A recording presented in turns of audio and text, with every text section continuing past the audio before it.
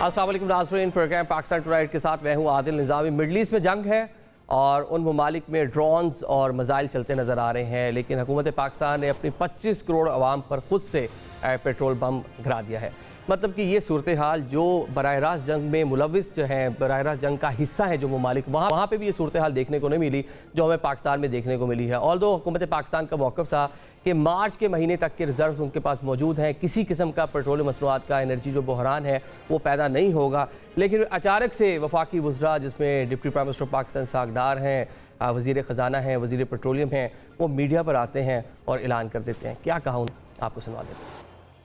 दुनिया में जो पेट्रोलियम प्रोडक्ट्स की कीमतें हैं वो आसमान को छू रही हैं। 50 से 70% मुख्तलिफ प्रोडक्ट्स में इजाफा हो चुका है। प्राइम मिनिस्टर साहब बहुत इसमें केयरफुल हैं। हम ओवरऑल जितना मिनिमम पास ऑन कर सकते हैं लोगों को, इसका इफेक्ट वो करें। इस वक्त अल्लाह ताला का शुक्र है कि we are in a good place in terms of macro stability, और जो हमारे ज़खायर मौजूद हैं इससे वो हम एक अच्छी जगह पे हैं। जो फैसला किया है वो ये है कि हम 55 रुपए पेट्रोल के अंदर भी डीजल के अंदर भी कीमत को बढ़ाने जा रहे हैं, जो इंक्रीज करने का मुश्किल फैसला किया ताकि आपके पास ये तवानाई की फराहमी के अंदर किसी जगह कोई ब्रेक ना आए।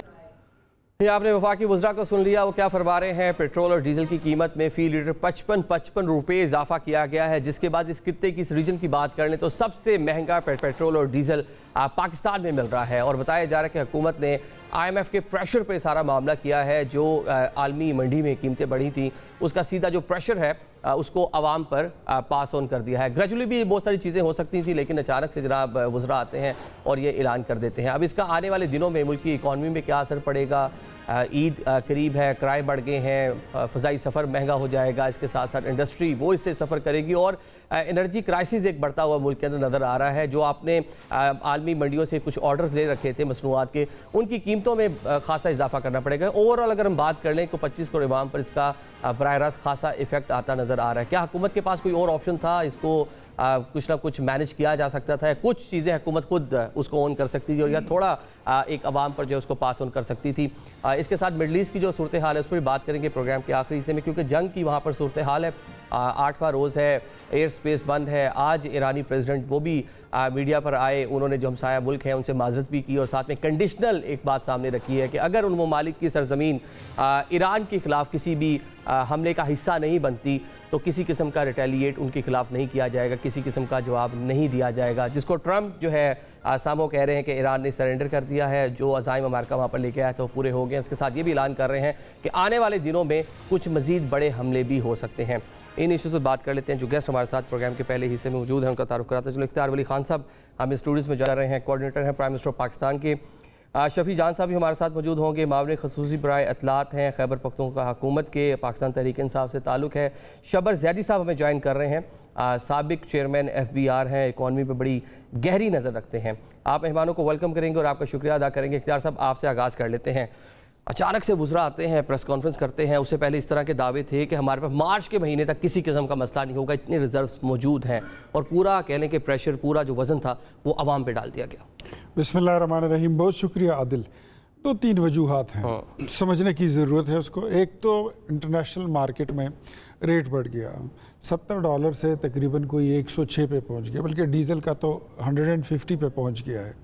तो ये एक उसकी वजह से बहुत बड़ा फ़र्क आ रहा था। दूसरा, जो हमारी कौम है वो सब वक्त से पहले सब गाड़ियाँ जितनी घर में थी वो सब निकाल के चले गए, पंपों पे खड़े हो गए।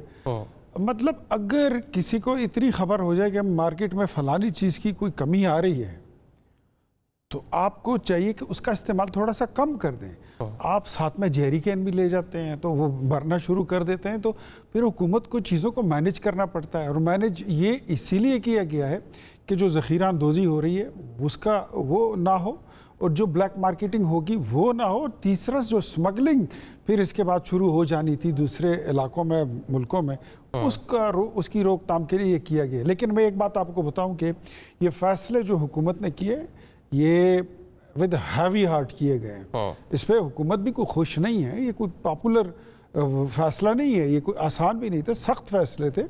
मतलब इतनी बड़ी आप एक चेंज लाते हैं, इतना बड़ा हाइक उसमें आता है प्राइस में, तो हुकूमत ऐसे फैसलों से खुश नहीं होती, लेकिन आपके पास ऑप्शन बचता कोई नहीं है। तो ये मैं कौम को ये बात बावर कराता हूँ कि प्राइम मिनिस्टर मियाँ नवाज शरीफ साहब, वज़ीर आज़म शहबाज शरीफ साहब, वो इन चीज़ों को ख़ुद मॉनिटर भी कर रहे हैं एज सून एज़ पॉसिबल। एक तो हम जो पेट्रोल की मसनूआत की जो रसद है उसमें कोई खलल ना आए, फजीरा से, यम्बू से, सऊदीया से, अल्टरनेट रास्तों से हम पेट्रोल का बंदोबस्त भी कर रहे हैं। और साथ में हम कौम को ये भी बता दें कि जैसे ही कोई अल्टरनेट रास्ते जो है बेहतर होगी, सूरत हाल जैसे बेहतर होगी, प्राइसेस रिवर्स हो जाएंगी। ये जो लेकिन पाकिस्तान में जो एक प्राइस हाइक जब एक बार चली जाए तो रिवर्स तो चले, पेट्रोलियम मसनूआत तो हो जाएगी, लेकिन जो बाकी चीज़ें हैं शायद उनकी कीमतें वापस जो हैं अपनी जो आज के दिन थी वो वहाँ पर आना मुश्किल हो जाएगा। रेड सी के रास्ते सऊदी अरेबिया से भी चीज़ें मैनेज कर रही है हुकूमत, ठीक है। आपने कहा मार्च के महीने तक मामला चल जाएंगे, क्या लोगों को हुकूमत पे एतमाद ही नहीं था? पेट्रोल पंप से रश लग गया, पेट्रोलियम जो पंप्स हैं उन्होंने प्राइस खुद से पहले बढ़ा दिए, पेट्रोल कम देना शुरू कर दिया। हुकूमत इसको अच्छे से मैनेज नहीं कर सकती थी, अपनी पावर को एक्सरसाइज करती कि एटलीस्ट जो पेट्रोल पंप्स वाले थे वो पैनिक क्रिएट ना करते, वो जो लोग वहाँ पे लाइंस में लगे उनको पेट्रोल देते। ऑलरेडी पैनिक क्रिएट हो चुका था, ऑलरेडी पब्लिक हमारी जो थी वो, ये आप कहते हैं ना हुकूमत पे एतमाद है या नहीं है, वो नहीं है। हम ये हम में एक मिन हैसल कौम, ये हम में ख़राबी है। आप आज एक ट्वीट वगैरह कर दें कि मार्केट में गंदम की जो है तो शॉर्टेज होने वाली है, हर बंदा आपको आटे की दुकान पे नज़र आएगा, गंदम भी ख़रीदना शुरू, ज़ख़ीरा करना शुरू कर देगा। हालांकि इसका हल यही है कि आप उस वक़्त उसका थोड़ा सा इस्तेमाल कम कर दें तो चीज़ों पे काबू पाया जा सकता है। तो और ये भी सारी दुनिया को मालूम है कि इंटरनेशनल मार्केट के साथ लिंक होती है आपके पेट्रोलियम प्राइसेस, ये वहीं से आप उसको देख के और उसके साथ मैनेज करके आप चीज़ों को चलाते रहते हैं। तो आई होप कि ये जो इजाफा है ये वक्ती है और ये जल्द ही जैसे ही हालात मुनासिब होंगे ये वापस आ जाएगी। इतना बड़ी कीमत पर हुकूमत कभी भी इसको नहीं रखेगी। I don't believe. शहबाज साहब आपकी तरफ आता हूँ, ये बता दें कि एक तरफ हुकूमत दावा कर रही है कि मार्च के महीने तक रिजर्व उसके पास मौजूद हैं, किसी किस्म का लोगों को डरने की ज़रूरत नहीं है, चीज़ें बासानी मैनेज हो जाएंगी। लेकिन अचानक से 55 रुपये फ़ी लीटर इजाफा कर देना, इसको ग्रेजुअली नहीं किया जा सकता था? अच्छा एकदम से इतनी मतलब ज़्यादा उसकी कीमत बढ़ा दी गई। बिस्मिल्लाहिर्रहमानिर्रहीम। बात ये है कि मेरा अपना ख्याल है कि ये गवर्नमेंट से गलती हो गई है और वो जो IMF का उनका जो डिस्कशन चल रहा है वो उसमें अपनी पोजीशन को ज़रा बेहतर दिखाना चाहते हैं, तो उन्होंने ये एक इंक्रीज की है प्राइस की, जो कि मेरा ख्याल है उनकी एक्चुअल परचेज प्राइस को डिमॉन्स्ट्रेट नहीं करती और ये एक हायर अमाउंट आवाम को ट्रांसफर कर दिया गया है, जो कि मेरे ज़ाती ख्याल में जब सेंस प्रिवेल करेगा तो शायद ये ठीक है इसमें ये भी बताया ना कि पेट्रोलियम लेवी जो है वो 124 रुपये और उसके बाद 117 रुपये जो है वो डीजल पर है। तो हुकूमत अपना कुछ मार्जिन कम कर लेती, कुछ टैक्सेस कम कर लेती, कहीं ना कहीं आवाम को तो रिलीफ देती। लेकिन बात ये है ना कि मैंने कहा ना कि जो आपने बात की वो उसी का जवाब है ना, क्योंकि FBR के टारगेट मिस हो रहे हैं और गवर्नमेंट की बोरोइंग के ऊपर एक लिमिट है। तो गवर्नमेंट ये चाहती है कि जो बाकी सेक्टर्स में जो उनका डेफिसिट है वो कम हो, तो उसलिए उन्होंने पेट्रोलियम लेवी का जो एक ये भी जल्दी से बता देना कि अब जिस तरह पेट्रोलियम मसनूआत की शहबाज साहब कीमतों में इजाफा हुआ है, महंगाई का आने वाले दिनों में कितना बड़ा एक तूफान आता हुआ आप देख रहे हैं। ये मैंने जिस तरह कहा ये एक गलत फैसला है और मैं तो इस हद तक जाता हूँ, मैं ये समझता हूँ कि गवर्नमेंट को जब एहसास होगा कि उन्होंने गलत फैसला किया है और इसका जो माशी उसका जो नतीजा है या माशी इफेक्ट है वो इतना खतरनाक होगा, जब 55 रुपए का जब आप इंक्रीज करने जा रहे हैं पेट्रोल को, तो उसका मल्टीप्लायर इफेक्ट लगता है और महंगाई में एक काफ़ी बड़ी इंक्रीज आ जाएगी। तो गवर्नमेंट को ये बात का अंदाजा होना चाहिए कि इस टाइम पर ये काम उन्हें नहीं करना चाहिए था।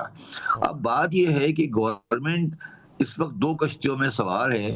एक तरफ उनको IMF का जवाब देना है, दूसरा एक आगे उनको ये एंटिसिपेट हो रहा है कि शायद गल्फ वॉर लंबी छिड़ जाए तो प्राइस इंक्रीज हो जाए।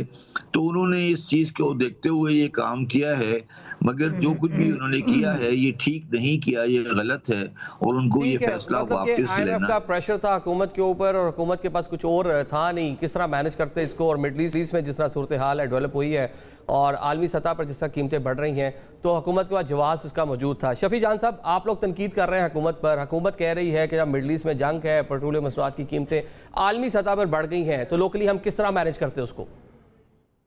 सबसे पहले आपका शुक्रिया। हम तनकीद नहीं कर रहे, पूरा पाकिस्तान इन पे तनकीद कर रहा है। ये अजाब की तरह मुसलत हो चुके हैं पाकिस्तान पे और आए दिन के साथ ये बेनकाब हो रहे हैं। आदिल निजामी साहब, बड़ी सिंपल सी इक्वेशन है। 55 रुपए इजाफा पाकिस्तान की तारीख में कभी नहीं हुआ। ये पहली दफा 55 रुपए का तारीखी इन्होंने इजाफा किया। 336 रुपए डीजल का रेट है और 323 रुपए पेट्रोल का रेट है। पाकिस्तान की तारीख में कभी इतनी बुलंद सतह पे रेट नहीं गए। ये भी इनको मुबारक हो, ये इन्होंने रिकॉर्ड कायम कर दिया। अब बात इक्वेशन पे करते हैं। 2 मिनट में मैं आपको सारी स्टोरी आदिल निजामी साहब समझा देता हूँ किस तरह इस हुकूमत ने ईरान वार को जो एक सानिया है उसको बहाना बना के एक डाका डाला है आम पाकिस्तानी की जेब पे। जब इमरान खान साहब की हुकूमत थी तो आपको याद होगा कि इख्तियार वली साहब यहाँ मौजूद है, ये साइकिल पे आते थे क्योंकि 3 रुपए लीटर जो है वो कीमत बढ़ी थी। इनके साथ हमारी कुलीग सोबिया शाहिद साहिबा, वो भी साइकिल पे आती थी क्योंकि इमरान खान की हुकूमत थी और वहां पे 3 रुपए लीटर इंक्रीज हुआ था। इनके ख्वाजा आसिफ तकरीरों में कहते थे कि जब पेट्रोल की कीमत बढ़ती है, क्योंकि उस टाइम 5 रुपए बढ़ी थी और वो कहते थे कि वजीर आजम चोर है, तो बिल्कुल वजीर आजम चोर है। 55 रुपए आज बढ़ा दी गई है। इसके साथ साथ इनकी CM मरियम नवाज अपने जलसों में पैना फ्लेक्स लहरा लहरा कर कहती थी कि जब पेट्रोल की कीमत बढ़ती है तो वजीर आजम चोर होता है। बिल्कुल, जब पेट्रोल की कीमत 55 रुपए बढ़ाई जाती है तो वजीर आजम चोर है।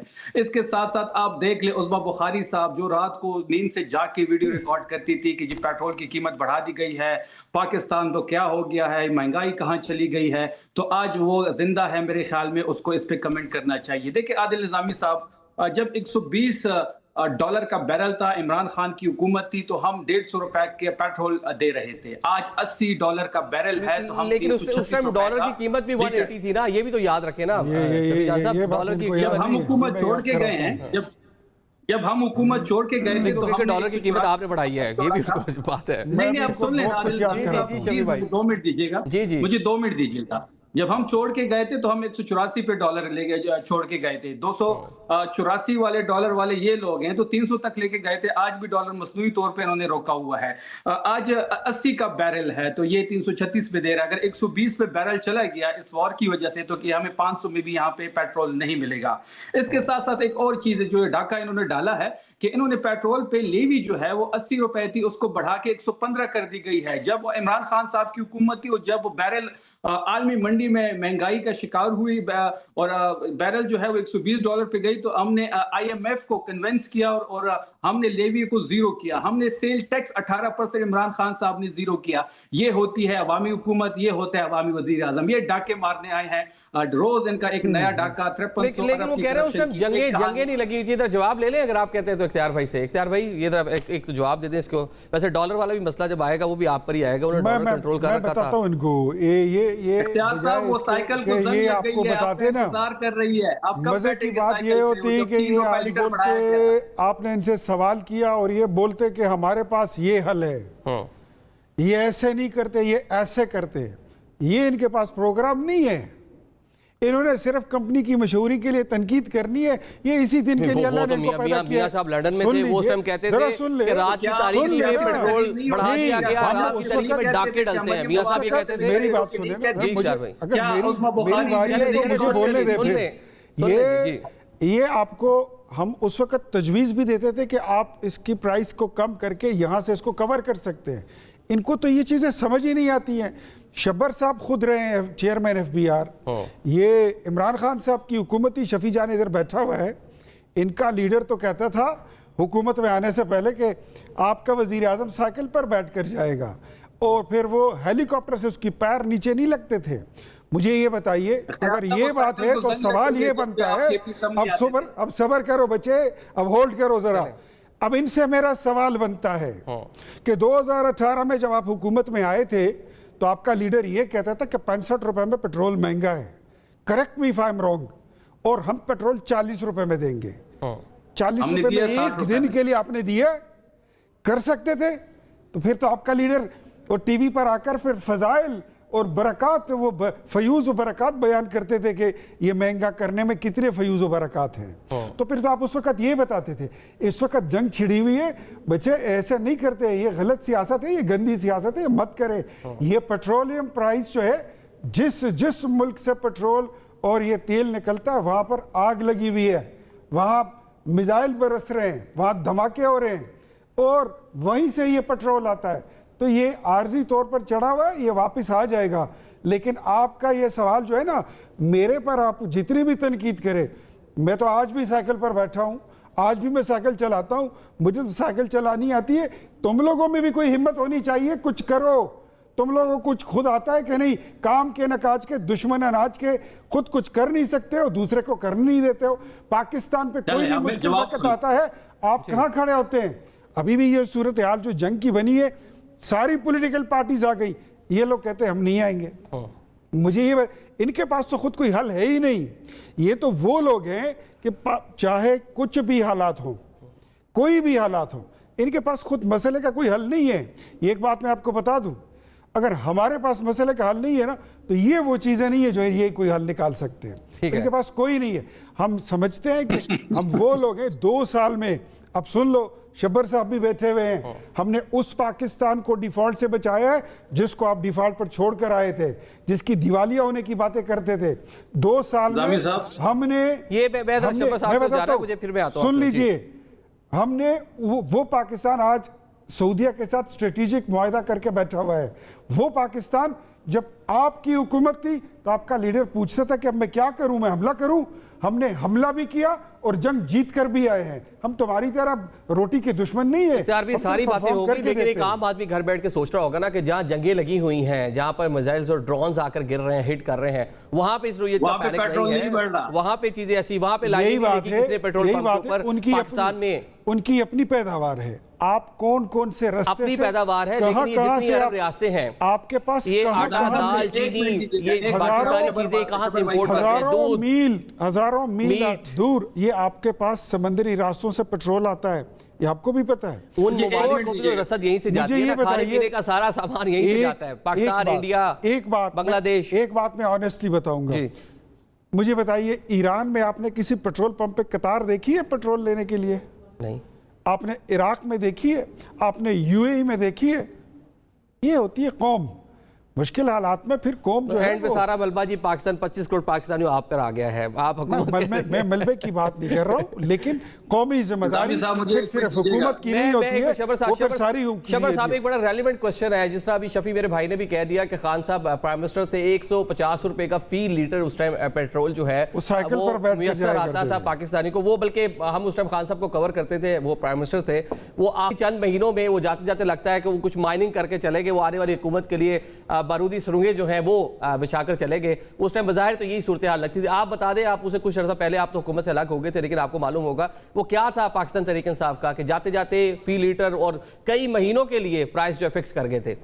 देखिए, पीटीआई की तनकीद उस हद तक जायज है कि मैंने कहा ना कि ये जो 55 रुपए का इंक्रीज है, ये शायद तारीख का सबसे बड़ा इंक्रीज है पेट्रोल की प्राइस में। इससे बड़ा इंक्रीज कभी नहीं हुआ और ये मेरे हिसाब से जस्टिफाइड नहीं है। इवन कॉस्ट अकाउंटिंग के वास्ते से भी जायज नहीं है, क्योंकि मेरा नहीं ख्याल कि गवर्नमेंट ने कोई महंगा ऑयल खरीदा है। अगर वो ये एंटीसिपेट कर रहे हैं कि महंगा ऑयल वो आइंदा खरीदेंगे, वो एक अलग सब्जेक्ट है। मगर ये जो गवर्नमेंट ने एक्शन लिया है, ये मेरा अपना ख्याल है कि उन्होंने जल्दी में लिया है और गवर्नमेंट ब्यूरोक्रेसी के हाथों में खेल गई है और इसका नुकसान शहबाज शरीफ की जात को पहुंचने वाला है। ठीक है, चलें शफी साहब, आप कुछ कहना चाहते थे, आप प्लीज कंटिन्यू कीजिएगा।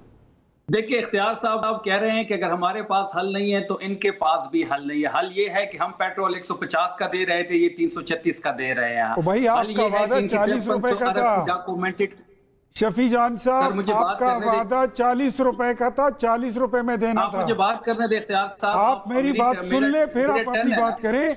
आपका जो वादा था वो 40 रुपए का था। अगर आपने एक दिन भी आज पेट्रोल 4 साल में 336 का है, एक दिन भी अगर आपने 40 रुपए का दिया है, मुझे वो तारीख बता दें। इंटरनेशनल ट्रांसपेरेंसी की बता दें रिपोर्ट वो बता रहे तारीख। हैं तो सबसे ज्यादा करप्ट सूबा जो है वो पंजाब है, सबसे ज्यादा करप्शन जो है वो पंजाब में हो रही है।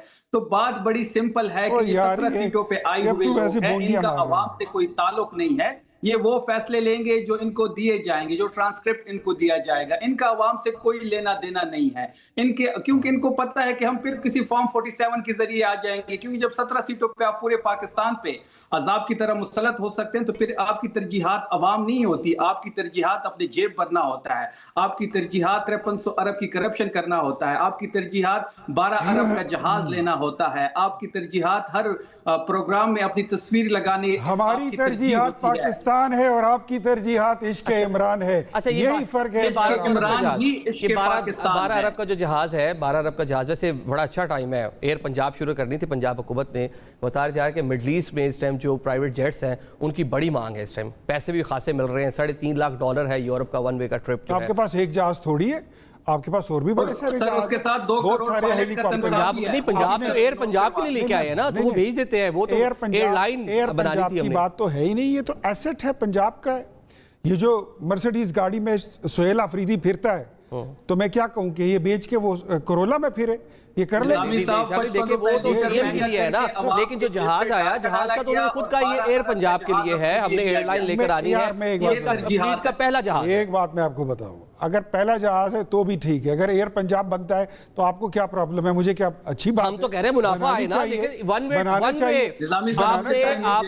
रियाद से अगर यूरोप के किसी भी डेस्टिनेशन पे जाएंगे $3.5 लाख वन वे आपको मिलेगा। पायलट भी बताया डॉलर में। मेरी बात सुनिए, वो जहाज जो है वो रायविंड में नहीं खड़ा हुआ, वो नवाज शरीफ के घर नहीं खड़ा हुआ, वो पब्लिक प्रॉपर्टी है, पंजाब हुकूमत की है, उन्होंने साथ नहीं लेके जाना। एयर पंजाब बनता है या सीएम इस्तेमाल करे, जो भी होगा, whatever that is the property and the asset of the Punjab government, तो वो घर तो नहीं लेके जाना। देखिए हम तो पंजाब गवर्नमेंट के ही मौक़िफ़ का आपके सामने रख रहे हैं। उन्होंने कहा कि पंजाब हुकूमत एयर पंजाब में, आ रहा हूँ शफी भाई आपकी तरफ भी, पंजाब हुकूमत एयर पंजाब बना रही है, फ्लीट का पहला जहाज आ गया, तो तनकीद किस बात की? तो उसको यूज कर ले, पैसे कमाने के लिए लेके आए थे ना वो जहाज, ठीक है, कर ले उसको इस्तेमाल। फिर हुकूमत की पॉलिसी है, वो चले आप तजवीज़ देंगे पंजाब हुकूमत की तजवीज़ चली गई है, वो सुन रहे हैं। चले जी शफी साहब। देखिए तरजीहात देख लें कि अपने लिए 12 अरब का जहाज और उसकी फजीलत जो है इख्तियार वली साहब जो है आपको गिनवा रहे हैं कि वो रायवेट भी नहीं खड़ा, वो पंजाब हुकूमत का एसेट है। 2 करोड़ इनके पायलट की तनख्वाह है जो कि डॉलर्स में दिए जा रही, जबकि दूसरी तरफ 55 रुपए का लीटर महंगा करके आम आवाम के जेब में डाका इन्होंने मार दिया। ये 55 रुपए से मुझे हेलीकॉप्टर का सफर भी 55 रुपए याद आ रहा है, किलोमीटर, वो 55 किलोमीटर भी याद आ रहा है। दूसरा वो तिरा वाले जो 4 अरब रुपए थे वो उनको अभी तक नहीं मिले हैं, और वो रमजान का जो पैकेज है वो 12 अरब वाला वो भी नहीं मिला लोगों को। वो उसकी क्या सूरत हाल है? 11 अरब के जहाज की क्या सूरत हाल है? आपको मैं गिनवा के थक जाऊंगा। नहीं, वो आपका जो रमजान पैकेज है वो 12-13 अरब रुपए का रमजान पैकेज, वो भी अभी केपी के लोगों को नहीं मिला। अच्छा, 17 रोजे पूरे हो गए, 17 रोजे पूरे हो गए, वो पैसे लोगों तक नहीं पहुंचे, वो कहाँ गए? 2 लाख खानदानों को मिल गए हैं, 2 लाख खानदानों को मिल गए हैं। इंशाल्लाह मंडे तक हम 9 लाख के फिगर पे पहुंच जाएंगे। जहां अभी तक पैसे नहीं मिले, 2 लाख खानदानों को मिल चुके हैं। मंडे तक हम 9 लाख पे पहुंच जाएंगे। 4 अरब की कहानी जो आप बता रहे हैं, यार तेरी बात ही होती है शफी, का पैसा है, सिर्फ बोलते लगेगा आपकी तरह हम जहाज नहीं, तेरी बात सुबह जो है वो फिर रहती नहीं है, तू ऐसे ही बोलता है। चले पॉइंट। अच्छा, ये वैसे चले सीरियस बड़ी अहम चल रही है अभी, इल्ज़ाम तराशियों पे नारे, कौम बड़ी पैसे गुस्से में है, आपने 55 रुपये फी लीटर जरा बढ़ा दी है। ऑल्टरनेट क्या है? इंडिया रशिया के साथ 1 महीने का मजीद उन्होंने एग्रीमेंट उसको आगे बढ़ा लिया, अमेरिकन से अप्रूवल ले ली। हमारे पास क्या ऑप्शंस है? हमने सारे ऑप्शंस ऑन किए हुए हैं, सऊदीया से अल्टरनेट रास्ते पर, इवन रशियन से जो है तो वहाँ से तेल लेने पर भी हमारा जो चैनल है हमने ऑन किया हुआ है। अब मैं जैसे मैंने आपको बताया फजीरा से, यम्बू से हमने तेल मंगाने के लिए अपने चैनल ऑन किया हुआ है। हुकूमत जो है वो अपनी ड्यूटी से गाफिल नहीं है, यहाँ पर कोई वो नहीं है, सारे ज़िम्मेदार लोग हैं, deputy prime minister, minister petroleum Ahsan Iqbal साहब और प्राइम मिनिस्टर की सारी टीम, और फिर प्राइम मिनिस्टर साहब खुद उसको मोनीटर कर रहे हैं। इवन आज तो आपने देखा होगा कि मियां नवाज शरीफ साहब ने भी उसमें इंटरवीन किया है, तो सारी चीज़ों को बड़ी सीरियस संजीदगी से उसको जांचा जा रहा है, और जो भी अपने अवाम को रिलीफ देना जो है ये हुकूमत का काम हो, माफ कर दे रिलीफ उसको जी, तकलीफ माफ कर देना दे जो है रिलीफ। ये सिर्फ पीटीआई का ही शेवा हो सकता है, हमारा नहीं है। हम कोशिश करेंगे कि ये आर्जी फेज जो है ये छोटा सा, ये जितना जल्दी हो ये गुजर जाए और हम इससे बखैर आफियत इज्जत के साथ हम निकल जाएं और आवाम इस तकलीफ से निकल जाए। हमें एहसास है, देखिए प्रॉब्लम वो होती है जब आपको कोई ये कहे कि 65 में महंगा हम 40 में देंगे और फिर 150 पे पहुंचा दें, और फिर उनको ये लोग वो लोग हैं जो कहते थे कि अगर पेट्रोल 1000 रुपए का भी लीटर हो जाए कोई बात नहीं है, खान की स्माइल देके और खान का स्टाइल देके। हम वो बातें नहीं करेंगे, हम कहेंगे कि इंशाल्लाह ये टेम्परेरी फेज है, हम इससे खुद को, हुकूमत को और कौम को बहुत जल्दी निकालने में कामयाब हो जाएंगे और ये चीजें रिवर्स हो जाएंगी। दुआ करें कि ये जो जंगी सूरत हाल है ये जल्द से जल्द ये खत्म जंगी सूरत हाल। शबर साहब, ये ऑल्टरनेट जराए क्या हो सकते हैं? जिस तरह इंडिया ने अरेंजमेंट कर लिया अपना जो है पेट्रोलियम मसनूआत का कि वो जनाब रशिया से ले लेंगे, तो पाकिस्तान में ऑल्टरनेट जराए क्या हो सकते हैं? हुकूमतों की तो इल्ज़ाम तराशी अपनी जगह मौजूद रहेंगी, वो 150 रुपये बताएंगे, ये बताएंगे कि जनाब जंग लगी हुई है, हमारे पास कुछ ऑप्शन नहीं है। देखिए, मेरा ज़ाती व्यू है कि ये जो स्टेट ऑफ हुर्मुज़ का जो ब्लॉकेड है ये बहुत अरसे नहीं चलेगा, और अगर ये लंबा चला तो मुतबादिल ज़राए जो हम जिनकी लोग बात कर रहे हैं वो सस्टेनेबल नहीं है, और स्टेट ऑफ हुर्मुज़ बहुत अरसे तक बंद नहीं रह सकता। और इस स्टेट ऑफ हुर्मुज़ को बंद, इसमें मैंने कल भी, आज सुबह भी किसी प्रोग्राम में कहा था कि पाकिस्तान को और दूसरे मुल्कों को इस बात को बालाए ताक रखते हुए कि वो किस ग्रुप में हैं, उन्हें एक मेडिएशन रोल अदा करना चाहिए बिटवीन अमेरिका एंड ईरान, क्योंकि अगर स्टेट ऑफ हुर्मुज़ बंद रहता है तो सब ना नुकसान उस हद तक ईरान का है ना उस हद तक अमेरिका का है, मगर हमारे जैसे मुल्क इसमें अगर बंद रहता है तो हमारे जैसे मुल्क तबाह हो जाएंगे। ठीक है शफी जान साहब, एक और भी बात सामने आ रही है कि हुकूमत ने शायद जो अपने टैक्स के टारगेट्स थे वो पूरे नहीं किए, और एक अच्छा फ़ायदा उन्होंने देखा कि जंग लगी हुई है तो बिफोर टाइम ही मजीद टैक्सेस जो हैं इस तरह इकट्ठे कर लिए जाए। देखिए, मैंने तो शुरू में आदिल निज़ामी साहब बात यही कही कि ये अवाम पे ज्यादा टैक्सेस लगा रहे हैं, अवाम के जेबों पे इनकी नजर है, अवाम से ये रोटी छीन रहे हैं, अवाम से जीने का हक छीन रहे हैं। देखिए, इन्होंने कहा कि जी हमारे पास 28 दिन का स्टॉक है, 28 दिन तक पेट्रोल का स्टॉक हमारे पास मौजूद है, तो फिर क्यों इस चीज की जरूरत पड़ी कि रातों रात इन्होंने अंधेरे में, क्योंकि अंधेरों में डाके डालते हैं, इनकी आदत हो गई है, 55 रुपए बढ़ा दी गई है, तो ये तो जो आपके पास स्टॉक था ये तो उस पे ऊपर की कमाई ये कर रहे हैं। दूसरी बात, इंडिया ने रशिया के साथ 1 महीने का कॉन्ट्रैक्ट मजीद इसको फॉरवर्ड कर लिया अमेरिका के इत्मीनान में लेके। हमारे वाले तो आज भी ट्रंप को जो है, जिन्होंने नोबेल पीस अवार्ड के नामजद किया है, इख्तियार साहब यहाँ मौजूद है, क्या ये उससे इनकार करेंगे? ये आज भी उस पर स्टैंड कर रहे हैं, अभी भी ये कहते हैं कि जी नहीं, क्योंकि मरियम नवाज से जब सवाल हुआ तो उसने खामोशी इख्तियार की। इनके जितने रिप्रेजेंटेटिव मेरे साथ टॉक शोज में आते हैं या कहीं मुझे मिलते हैं, ये उसके बारे में कुछ नहीं कहते। अभी भी मैं इख्तियार साहब से यही पूछूंगा कि जो शहबाज शरीफ ने डोनाल्ड ट्रंप को नोबेल पीस अवार्ड के लिए नामजद किया है, क्या नून लीग प्राइम मिनिस्टर उस पर स्टैंड कर रहे हैं? जवाब दे दें जी, स्टैंड कर रहे हैं अभी भी। ओ यार, तेरा नोबेल प्राइज से पे पता नहीं क्या लेना देना है, लेकिन मैं तुम्हें बताऊं कि जिस वक्त उसको नामजद किया गया ये नहीं आएंगे आप नोबेल, छोड़े नोबेल पीस का, ये सारी सूरत हाल नहीं थी। अब सुन ले, तू सवाल कर ले, सवाल का तुम्हें बड़ा शौक, चले जवाब ले लें शफी भाई, जवाब ले लें। सवाल का इसको बड़ा शौक होता है, जवाब लेने का इसमें हौसला होता नहीं है, इसका मसला है। फिर चाय पियो जरा और जवाब सुनो।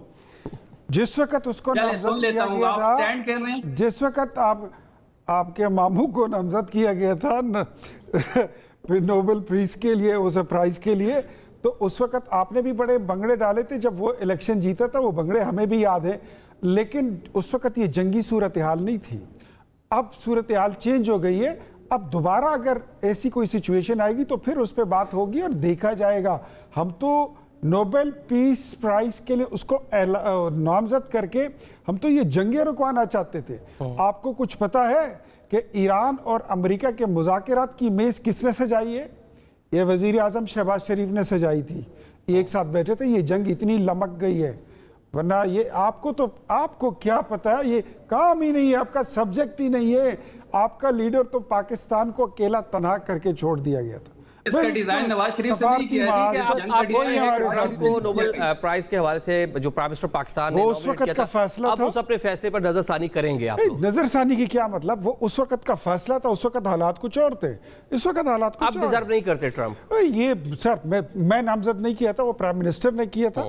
ये मुझसे वो बेहतर फैसला कर सकते हैं, ऑब्वियसली वही करेंगे जो आपके जज्बात हैं, जो मेरे जज्बात हैं, जो पाकिस्तानी कौम के जज्बात हैं। ठीक है शफी भाई सुन लिया, जवाब दे दें अब इसका। देखिए बात बड़ी सिंपल है। इन्होंने कहा कि जी हमने बड़ा अच्छा रोल प्ले किया बिटवीन अमेरिका और ईरान। तो ये जहां भी रोल प्ले करने जाते हैं ये उल्टी चीज हो जाती है। तो खुदा का वास्ता है आप मजीद रोल प्ले ना करें, क्योंकि डिजाइन तो नवाज शरीफ ने भी इंडिया की जंग को किया था। क्या इस जंग को भी नवाज शरीफ ने ही डिजाइन किया है? क्योंकि ये जहां भी जाते हैं, ये पाकिस्तान में भी अजाब की तरह मुसल्लत है, ये जहां भी जाते हैं नहुसत इनके साथ जाती है। आप जहां भी जाते हैं मतलब बाजी में पाकिस्तान ने इंडिया के खिलाफ एक बड़ी जंग लड़ी और उसके बाद ईरान और जो इजराइल की 12 रोज़ा जंग है, तशक्कुर पाकिस्तान तशक्कुर, वो तो दुनिया कह रही थी, वो कोई इख्तियार वली साहब या प्राइम मिनिस्टर पाकिस्तान तो नहीं कह रहे थे। पाकिस्तान की स्टैंडिंग बदल गई, वो तो दुनिया उसकी मोतरफ है, आप मोतरफ नहीं है। सॉरी आपकी आवाज कट गई है निजामी साहब। मैं ये कह रहा हूँ कि मार के हक के दौरान जिस तरह हमने इंडिया को जवाब दिया, पाकिस्तान की स्टैंडिंग बदल गई। सेकेंडली जो 12 रोज़ा इजराइल ईरान जंग है उसके दरमियान हमने देखा कि ईरानी पार्लियामान के अंदर तशक्कुर पाकिस्तान तशक्कुर के नारे लग रहे थे, वो बड़े ग्रेटफुल थे पाकिस्तान के लिए। आप लोग नहीं मानते इस चीज को? ये इनको ये समझ नहीं आती है। मार का हक जिस तरीके से पाकिस्तान के फोर्सेस ने इंडिया को धूल चटाई है वो मिसाली है। वो हमारे पास मौका था कि हम नेशनली भी और इंटरनेशनली भी चीजों को बहुत कुछ हासिल कर सकते थे, क्योंकि एक पॉजिटिव इमेज हमारा गया था। लेकिन इस नाअहल हुकूमत ने उस मौके को भी गवा दिया। हम नेशनली और इंटरनेशनली बाइस शर्मिंदगी बनी हुए हैं। नेशनली आपने देख लिया कि 55 रुपए कभी पाकिस्तान की तारीख में पेट्रोल किसी ने महंगा नहीं किया, इस हुकूमत ने वो भी करके दिखाया। इंटरनेशनली आप तनहा रह गए हैं। आप ईरान और अमेरिका के लिए मेज सजा देते हैं, वहां पे आप जंग करा देते हैं। तो ये आप नेशनली और इंटरनेशनली दोनों सतह पे बुरी तरह नाकाम। अच्छा, लेकिन हम तो सारा दिन ये देख रहे हैं, खबरें आ रही हैं प्राइम मिनिस्टर किसी अपने जो है काउंटर पार्ट से बात कर रहे हैं, किसी गैर मुल्की डिफरेंट प्लेटफॉर्म्स के ऊपर भी खासी पजीराई मिल रही है। अच्छा निजामी साहब एक और चीज 38 दौरे शहबाज शरीफ ने किए थे, अभी शायद बढ़ गए होंगे, 42-43 हो गए होंगे। और आप खुद कह रहे हैं कि रोज किसी न किसी इंटरनेशनल लीडर के साथ या किसी भी मुल्क की वजीर आजम से उनका राब्ता रहता है। क्या उन 38 दौरों में क्या $1 की इन्वेस्टमेंट आई? क्या किसी एक ने आप पे एतबार किया? क्या किसी एक ने कहा कि जी हम आपके मुल्क में इन्वेस्टमेंट करने को तैयार हैं? क्या किसी एक ने आपके सर पे हाथ रखा? क्या किसी एक ने इंटरेस्ट शो किया? उनको भी पता है कि ये मैंडेट चोर है, ये किस तरीके से आई हुई है, किसके मैंडेट पे बैठी हुई है। ठीक है, लेकिन एक चीज थोड़ा सा कहने के फेयर नहीं है। मतलब पाकिस्तान ने जिस तरह कहने के इस रीजन में प्ले किया है पिछले कुछ टाइम में, और दुनिया उसकी मोतरफ है, लेकिन हम जो डोमेस्टिक हमारी पॉलिटिक्स है, जो पोलराइजेशन है, हम उसका शिकार नजर आ रहे हैं। और शायद जो एक ड्यू किसी का यहाँ पर क्रेडिट बनता है उसको भी नहीं दे रहे। अभी भी फील्ड मार्शल जो है वो सऊदी अरेबिया आज भी गए, वहाँ की क़यादत से मिले हैं, और इस जंग में भी पाकिस्तान रोल प्ले करता नजर आ रहा है कि कहीं ना कहीं सीज फायर हो जाए, हालात नॉर्मलाइज हो जाए। पाकिस्तान ने अल्हम्दुलिल्लाह आपने देखा होगा कि ईरान और सऊदिया की जो जंग है आपस में, वो मामलात को किस तरीके से, कितने खूबसूरत तरीके से, कितने महज़ब तरीके से, पुरवकार तरीके से उसको डील किया है और मैनेज किया है। पाकिस्तान की इस वक्त सिचुएशन वो नहीं है, वो जो उड़ते हुए जहाज से आपके वजीर आजम को उतार दिया जाता था कि उतरो नीचे। ये आज ये टीवी पर बैठकर ये एब्सोल्युटली नॉट कहते हैं। आज से 1.5 साल पौने 2 साल पहले रिचर्ड ग्रेनल इनके लिए एक ट्वीट करता था, ये सारे इधर नागन डांस शुरू कर देते थे। ये ऐसी कौम है, और ये आज हमें कहते हैं एब्सोल्युटली नॉट बोलो। तो हमें नहीं पता कि तुम्हारी ये एब्सोल्युटली नॉट कितनी जेन्युइन है, तुम्हारी सिविल सुप्रीमेसी कितनी जेन्युइन है। They have got nothing to do with the national interest. International चीज़ों को तो ये समझते ही नहीं है। मुझे एक नाम नहीं बता सकते हैं कि जब इनकी हुकूमत थी इमरान खान के साथ, अगर कोई एक मुल्क, कोई हमसाया मुल्क, कोई बिरादर इस्लामी मुल्क उसके साथ अलायंस बनाने के लिए तैयार हो। सऊदिया क्या, जॉर्डन क्या, यूएई अलायंस बनाने के लिए तैयार थे? नहीं, तुर्की जा रहे थे, मलेशिया जा रहे थे, फिर सऊदिया से वापस, मलेशिया से फिर वापस। मलेशिया के लिए जब उनको बोला कि रिवर्स ले लो, फिर उल्टे पांव वापस भी आ गए। आपने वो सारा देखा है। तो कितना तेल है इन तिलों में, वी नो वेरी वेल। एक शबर साहब से वैसे एक बड़ा वो शबर साहब, एक रिचर्ड ग्रेनल की एक ट्वीट और इनका शबर साहब, मुझे सिर्फ 1 मिनट दीजिएगा। मैं शबर साहब से क्वेश्चन लेके फिर आपके। शबर साहब, एक तो ये अरब मुल्क को डिस्कस कर रहे हैं, ये हालिया जंग के बाद उनकी इकोनॉमीज के ऊपर कितना असर पड़ता नजर आ रहा है, और क्या एक नया आपको ये अरब वर्ल्ड नजर आएगा इस जंग के बाद? देखिए, मेरा अपना ख्याल है कि ट्रंप और इसराइल बहुत इस इलाके की डायनेमिक से पूरी तरह वाकिफ नहीं है। आप लोग इस चीज को भूल रहे हैं कि अरब ममालिक इस खलीज फारस के बारे में इतने रेलिवेंट नहीं है जितना हम समझ रहे हैं। जो खलीज फारस के मुल्क हैं, उन सारे मुल्कों में ईरान की आबादी 9 करोड़ की है और इराक की आबादी 5 करोड़ की है। 14 करोड़ अहले तशी बैठे हुए हैं खलीज फारस में, और जो अहले सुन्नत हजरात बैठे हैं इस इलाके में वो 1 करोड़ भी नहीं है। तो वो जो है वो ये समझ रहे हैं कि वो खलीज फारस को अमरीकी अड्डों से और जो सऊदी स्टेट या यूएई की स्टेट के थ्रू कंट्रोल कर लेंगे। उनको ना इलाके का पता है, ना इस इलाके की डायनेमिक्स का पता है। खलीज फारिस में 70% से ऊपर, बल्कि 80% से ऊपर जो पॉपुलेशन रहती है वो अहले तशी की है। मैं भी अहले तशी हूँ, मैं भी खामनाई साहब का उस हद तक सपोर्टर नहीं था जिस हद तक सपोर्टर और लोग हैं। मगर जिस तरीके से अमेरिका ने एक्शन लिया है और जिस तरह से उन्होंने खामनाई साहब की शहादत हुई है, उसके बाद मेरी पोजीशन भी वो नहीं है।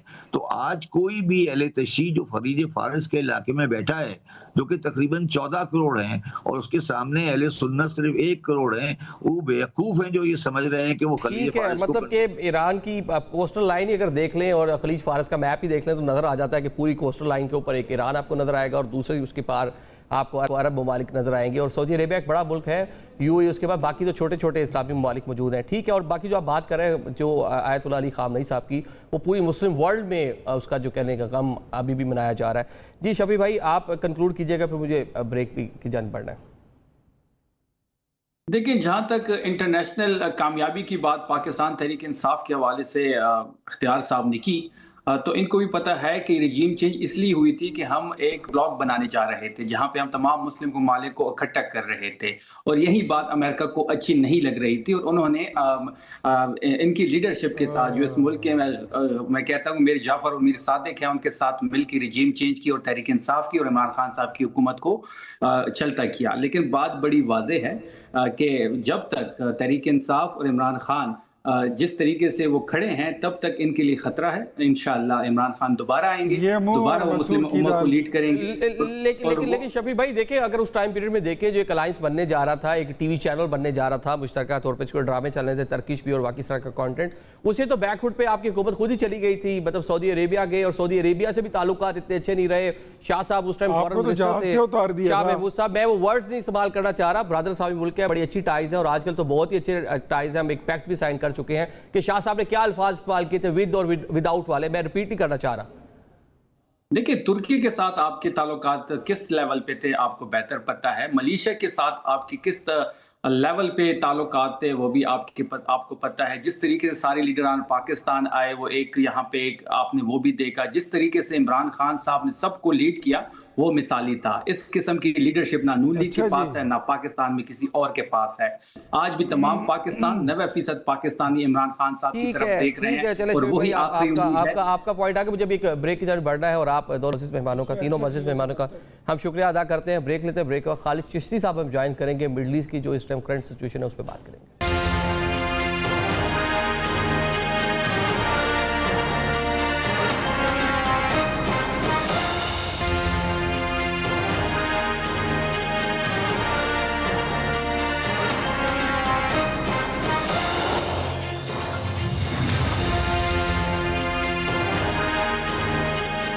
Welcome back after the break. Programme के सिलसिले को आगे बढ़ाते हैं। नाज़रीन, मिडल ईस्ट में जंग का आज 8वां रोज़ है जिसके साथ पूरी दुनिया में नज़र आ रहे हैं। आज ईरानी प्रेसिडेंट जो हैं उन्होंने एक स्टेटमेंट दिया है, बयान दिया है। एक तो उन्होंने जो नेबरिंग कंट्रीज़ हैं उनसे माजरत की और साथ में ये भी कहा है कि ईरान उन पर हमला नहीं करेगा, लेकिन कंडीशन ये है कि अगर वो ममालिक उनकी सरजमीन ईरान के खिलाफ इस्तेमाल नहीं होगी। इसको अमेरिकन जो प्रेसिडेंट डोनाल्ड ट्रंप यूँ ले रहे हैं कि ईरान ने सरेंडर कर दिया है और साथ ही ये भी कह रहे हैं कि कुछ बड़े हमले ईरान पर होने वाले हैं। इन पर तरफ बात कर लेते हैं।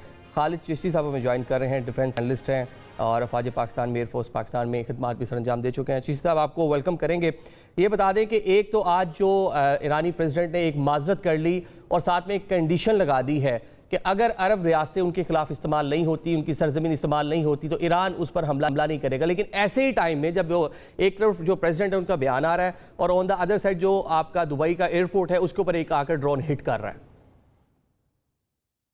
जी बहुत शुक्रिया निजामी साहब, आपने बुलाया। देखिए, मैं तो इसको क्रिकेट की थोड़ी सी लैंग्वेज में बहुत ज्यादा क्रिकेट नहीं पहचानता, लेकिन इसको मास्टर स्ट्रोक कहते हैं। आई थिंक इतना जबरदस्त मूव किया उन्होंने कि एब्सोल्युटली उन्होंने स्टनिंग एक किस्म का रिस्पॉन्ड किया है इस वजह से। और मैं दिल में ख्वाहिश करता था एज अ स्टूडेंट ऑफ फेयर पार या मिलिट्री स्ट्रैटेजी के इनको कोई ऐसा कार्ड खेलना चाहिए कि इनको, जिसको कहते हैं ना, स्टम्प कर देना। अब वो ऐसे किया इन्होंने कि देखिए, जब इन्होंने हमला किया है तो उन्होंने एक रिजॉल्व दिखाया, अपनी रीच दिखाई, उनके एक्सपेंस किए सारे के सारे एयर डिफेंस के इंटरसेप्टर्स को नॉकआउट कर दिया, उनको पेनिट्रेट कर लिया, उनको काबिलियत दिखा दी कि आपको जो कुवैत को फर्ज किया थर्ड का एयर डिफेंस नेटवर्क है, जिसका तकरीबन एक मिसाइल 12 से 15 मिलियन डॉलर का एक मिसाइल है, जिसके बाद पैट्रियट है तकरीबन 3 से 4 मिलियन डॉलर का एक है, वो सारे चलवा दिए, एग्जॉस्ट किया इनिशियल राउंड। और उसके बाद अपने ड्रोन, शायद ड्रोन जो 10 से 50 हजार डॉलर यूएस के दरमियान उसकी कीमत है, उसको गिरा दिया। अब चंद गिरे, बेशक कोई शक नहीं है, चाहे मुख्तलिफ एयरपोर्ट्स पर गिरे, पॉपुलेशन, होटल्स, एथिक्स, मोरालिटी की तो बात हो ही नहीं रही, क्योंकि मोरालिटी और एथिक्स की बात होती तो जंग होती ना। एक न्यूक्लियर प्लांट और न्यूक्लियर एटम बम रखने वाले दोनों मुल्क हमला कर रहे हैं उस पर, के जिसके पास अभी नहीं स्टैब्लिश हुआ, एक बात।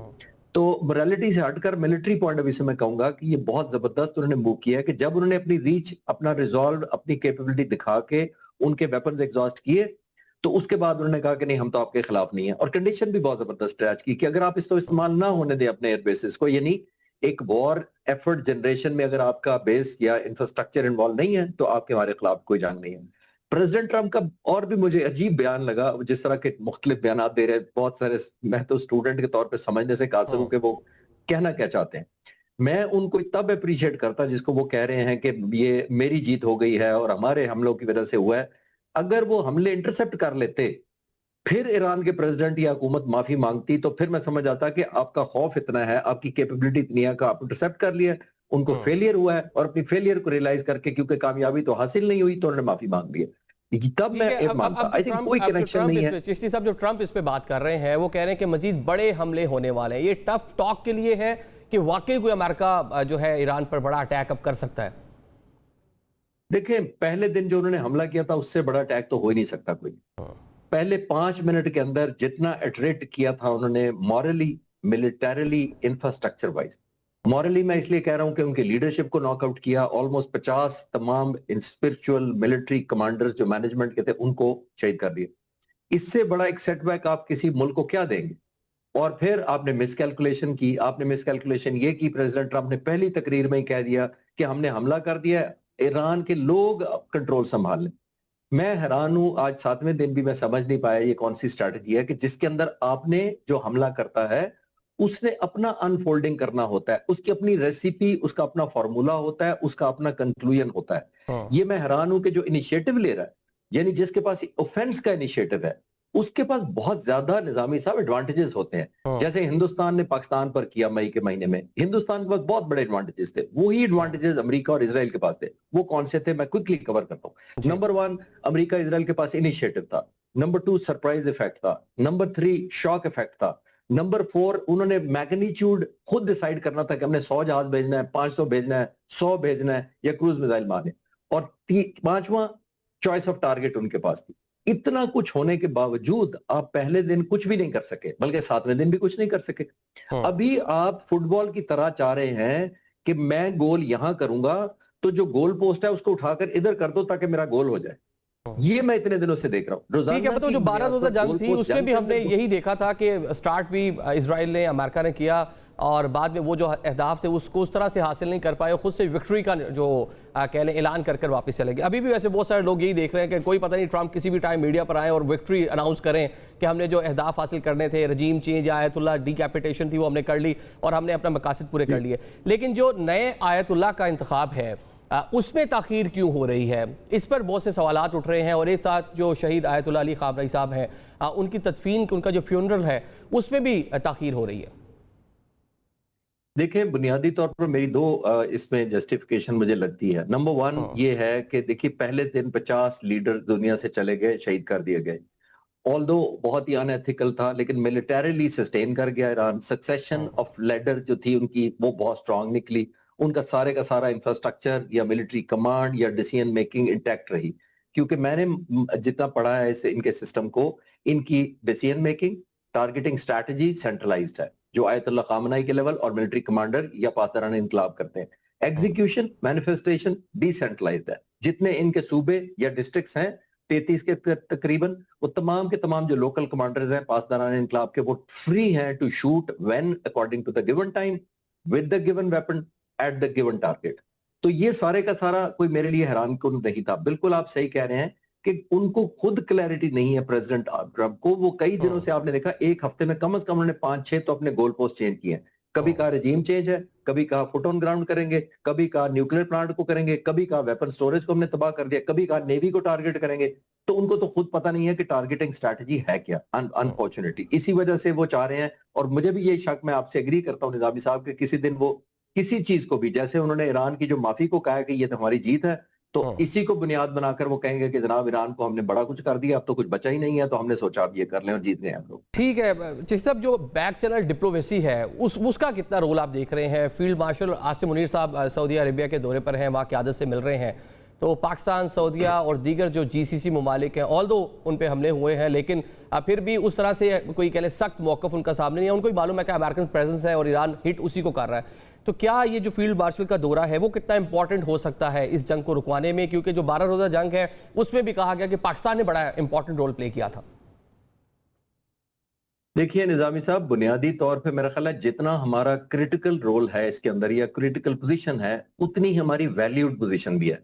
अब मैं दोनों को एक्सप्लेन करता हूँ। क्रिटिकलिटी ये है कि एक तरफ हमारा नेबरहुड मुल्क है, दोस्त है, ईरान है, स्पिरिचुअलिज्म जाहिर है, इधर से अहले तशी बहुत ज्यादा एसोसिएशन रखते हैं, हमारे अंदर भी माशाल्लाह बहुत ज्यादा ऐसे लोग हैं जो उनको फॉलो उनको करते हैं। दूसरा एलिमेंट देखिए, सऊदी अरब से हमारा डिफेंस पैक्ट है, तो हमारी ये क्रिटिकलिटी या सेंसिटिविटी है। लेकिन हमारा इस पोजीशन की एडेड वैल्यू भी है, क्योंकि हम दोनों मुल्कों के साथ हमारी क्रेडिबिलिटी है, दोनों मुल्कों के साथ हम ट्रस्टेड पार्टनर हो सकते हैं, रहे भी हैं पास्ट में। तो आई थिंक हमारी जो पोजीशन है वो हमारी सेल्फ वैल्यू भी ऐड करती है। और ये आई विश एंड प्रे कि फील्ड मार्शल साहब का जो दौरा हुआ है वो बहुत रिजल्ट लेकर आए, क्योंकि हमारी क्रेडिबिलिटी सऊदी अरब की नजर में भी अच्छी है और ईरान की नजर में भी अच्छी है। शायद चंद मुल्क बचे हैं इस वक्त दुनिया में जो इतने स्ट्रांगली वैल्यूड हों या वेल प्लेस्ड हों, जो दोनों मुल्कों से या इवन मिडिल ईस्ट के बाकी मुल्कों को भी ऑन बोर्ड लाकर एक पॉजिटिविटी कर सकते हैं। इतने जो ग्लोबल कैपिटल बड़े देख लें, अमेरिका के साथ हमारी गुडविल है, रूस के साथ हमारी गुडविल है, चीन के साथ हमारी गुडविल है। तो ग्लोबल प्लेयर्स भी प्लस लोकलाइज जो वॉर गेमिंग या वॉर फेयर हो रही है उसके अंदर हमारी बहुत पॉजिटिव है इस वक्त। तो आई थिंक ये बहुत अच्छा होगा अगर हम वैल्यू भी ऐड करें, लॉन्ग टर्म में हमारी एक और रेलेवेंस बनेगी इस रीजन में भी और ग्लोबली भी। अच्छा, सऊदीया के साथ पाकिस्तान का जो एक डिफेंस पैक्ट है जो साइन हुआ कुछ अर्सा कबल ही, क्या उसके तहत पाकिस्तान कुछ सपोर्ट कर सकता है? मतलब फौजी ताउन भी हासिल हो सकता है सऊदी अरेबिया को, क्योंकि मिसाइल्स जा रहे हैं, ड्रोन्स जा रहे हैं, उनको रोकना या कुछ प्लानिंग करना, कि इसका हिस्सा भी पाकिस्तान बन सकता है? पहली बात तो मेरा ख्याल है कि उनको जरूरत ही नहीं है, क्योंकि जितने वेपन्स उन्होंने, अमेरिका ने पिछले 30 साल से वो सऊदी अरब में है, और बहुत सारे फाइटर जहाज उन्होंने दिए हुए हैं, इंफ्रास्ट्रक्चर दिया हुआ है। हमारा जो सिस्टम है वो उनसे कंपैटिबल नहीं है कि हम कहें कि हम आपसे नहीं रुके तो हम आके रोक लेंगे या हम कोई आपके स्ट्रेंथन कर देंगे आपको। मेरा तो पहली बात है, जरूरत नहीं है। दूसरी बात ये है कि अब मिलिटरीली अगर हम जाते हैं तो जाहिर है at the cost of relations with Iran जाएंगे, क्योंकि ईरान फिर हमें समझेगा कि हमने एक पॉजिटिव साइड ले ली है। तो वो एक मेरा ख्याल है नेबरहुड के लिए बहुत अच्छा नहीं होगा। हमारे दो बॉर्डर जो ऑलरेडी हॉस्टाइल हैं, अफगानिस्तान का भी, इंडिया का भी, थर्ड को हम अनकंफर्टेबल, पहले ही टेररिस्ट ऑर्गेनाइजेशन हमारे लिए जाहिर है उस कंफर्ट जोन चैलेंजिंग बनाना चाहती हैं। तो हमें as a state to state मेरा ख्याल है कोशिश ये करनी चाहिए कि जो हमारी इन्फ्लुएंस है, जो हमारा वैल्यू है उनके ज़हनों में, उसी को कन्वर्ट करें into meaningful obviously cease fire कह लें, या एक ऐसा वे फॉरवर्ड निकालें जिनके अंदर विन विन सिचुएशन हो और हमारी दोनों तरफ इज्जत रहे, बजाय हम एक तरफ इज्जत बढ़ाएं at the cost of the other. ठीक है आशीष साहब, आखिर में सब ये बता दें कि जंग के खात्मे के बाद आफ्टर सम टाइम भी क्या देख रहे हैं मिडल ईस्ट में, क्या क्या बड़ी तब्दीलियां आती नजर आ रही हैं? क्योंकि वहाँ की जो क़यादत है शायद उनको रियलाइज़ हो गया कि अमेरिका के ऊपर उस तरह से वो कहने डिपेंड नहीं कर सकते, कुछ उनको अपनी भी चीज़ें बेहतर करना होगी, अपने मरासिम रीजन में वो बेहतर करना होगी। क़यादत हम देख रहे हैं कि जो अमाराती प्रेसिडेंट है वो जा रहे हैं अवाम का एतमाद बहाल रहे, क्योंकि एक पैनिक की सूरत हाल है, एविएशन इंडस्ट्री तबाह होगी, वहाँ पे इकॉनमी काफ़ी सफ़र कर रही है, इतलात इस तरह की आना शुरू हो गई हैं। तो आने वाला मिडल ईस्ट आप किस तरह देखते हैं? देखिए, बुनियादी तौर पर नेतन्याहू मेरा ख्याल है पिछले 20 सालों से हर प्रेसिडेंट ऑफ अमेरिका को ये कन्विंस कर रहे थे कि ये ईरान जो है वो बहुत बड़ा मॉन्स्टर है, सो कॉल्ड खुदा ना खास्ता ये जिनी है, इसको अटैक करें। लेकिन शायद वो ज्यादा सेंसिबल थे जो सुदूर थे पहले, उन्होंने नहीं इनकी बात मानी। प्रेसिडेंट ट्रंप जिस तरह का आप समझते हैं कि प्रेसिडेंट ट्रंप से इस तरह का फैसला कैसे करवाया जा सकता है, उनको उन्होंने बहुत ज्यादा वैल्यू किया होगा और जो भी किया होगा उस पर तफसील जाने की आप सब समझते हैं। हम उनको कन्विंस कर लिया कि आप जैसा महान ही कोई नहीं है, क्योंकि आप जैसा जो one day one night operation Venezuela में कर सकता है, तो जरा सा तो प्लस ईरान है। इस तरह का उनको कोई कन्विक्शन डेवलप की होगी जो कि फॉल्स निकली है।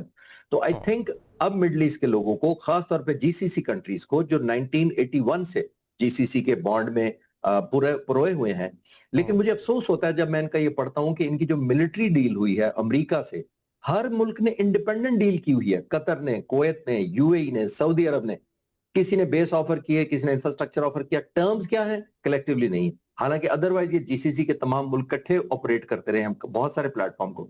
तो आई थिंक अगर डे वन पे ये कलेक्टिव कर लेते, कोई ऐसा बार्गेन करते, अपनी सिक्योरिटी भी इंश्योर करते। लेकिन कंक्लूडिंग दिस, मैं ऐड करना चाहूंगा कि मेरा ख्याल है अब सबको रियलाइज हो गया होगा कि जो बेसिस यहाँ हैं वो तो इजराइल को नहीं बचा पा रहे, जो वही वेपन सिस्टम, तो कुवैत और यूएई और अबू धाबी इनको कैसे बचाएंगे?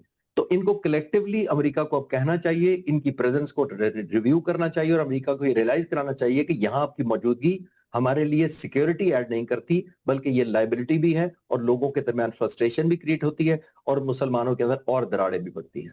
मतलब ये कि अरब ममालिक को ये रियलाइज डेफिनेटली हो चुका होगा कि बुर्ज अल खलीफा के साथ साथ जो हाई राइज बना रहे हैं, इंफ्रास्ट्रक्चर बना रहे हैं, सबसे पहले अपने डिफेंस को भी बेहतर करना है। बड़ी बड़ी गाड़ियों के जो नित नए मॉडल्स के मिसाइल सिस्टम्स आ रहे हैं, डिफेंस सिस्टम्स आ रहे हैं, उनको वो भी हासिल करना होगा। Sir, thank you so much for your time. आज के प्रोग्राम से हमें इजाज़त दीजिए। अल्लाह हाफिज़।